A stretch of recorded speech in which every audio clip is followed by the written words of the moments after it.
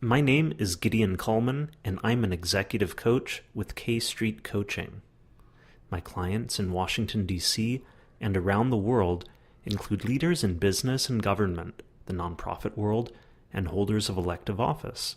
Today, I'd like to address a group of people whose loyalty and sophistication I've come to appreciate dearly through my work as a coach. That group of people is our country's civil servants. If you're a civil servant, this video is dedicated to you. If you aren't one, please keep watching and share this video with civil servants you know.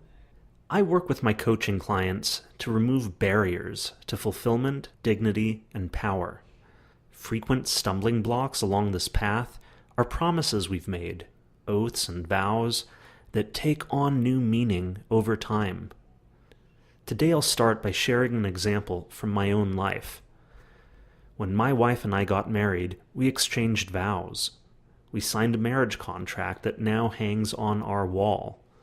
The things we promised each other during our wedding ceremony form the basis of our marriage. But did I truly grasp everything I was saying as I entered into these agreements? Absolutely not. And how could I? Time and experience have shaped my perspective. So now, every once in a while, my wife and I take a moment to read through our marriage contract together. When we do this, we find ourselves awed by what we now see these words mean. Enough about me.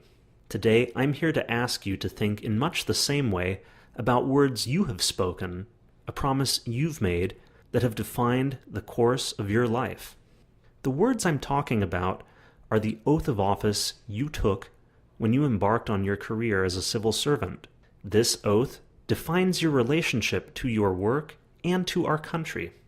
I will urge you to consider how the experience you've gained since you first uttered the oath informs how you understand it today. And if the questions I raise about the oath strike a chord, please share these questions with your colleagues. Ready?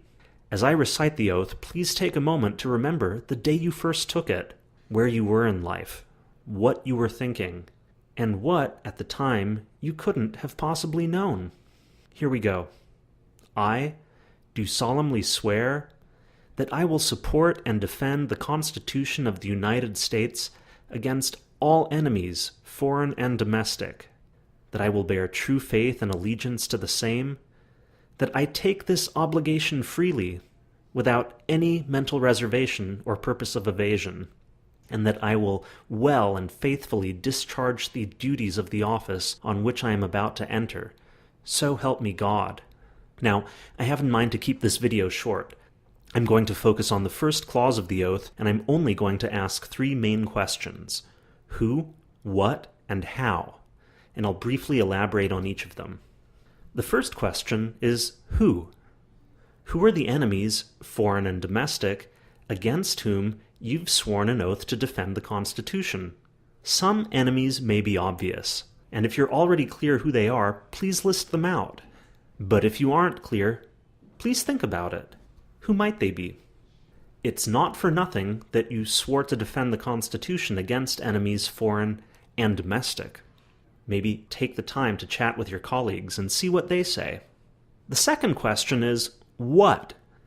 Once you know who the enemies, foreign and domestic, are, consider what they're doing to subvert the Constitution. Which of their actions are obvious? Which aren't? If you have trouble coming up with answers, slow down. Don't rush. Take days, weeks, or even months to observe and consider. The third and final question is how. As a picture comes into focus in your mind of the enemies, foreign and domestic, against whom you've sworn an oath to defend the Constitution, as you come to recognize what they're doing to subvert the Constitution, let's consider how you can defend the Constitution against them. What are the necessary actions that you yourself can take? What are the necessary actions that require the help of others? How can you get that help? And to whom must you turn to secure it? And that's all. Today, I've asked you to view your oath of office through new eyes informed by time and experience. If any of the questions we've considered today concern you, who are the enemies of the Constitution, foreign and domestic? What are these enemies doing to subvert the Constitution? How can we defend the Constitution against their subversion? Please continue to ponder these questions and to raise them with your colleagues until such time as you can say with absolute confidence that your concerns are allayed. I don't have the answers to these questions, but I can help you zero in on them. If K Street Coaching can be of service to you in working through these questions, please reach out to us today.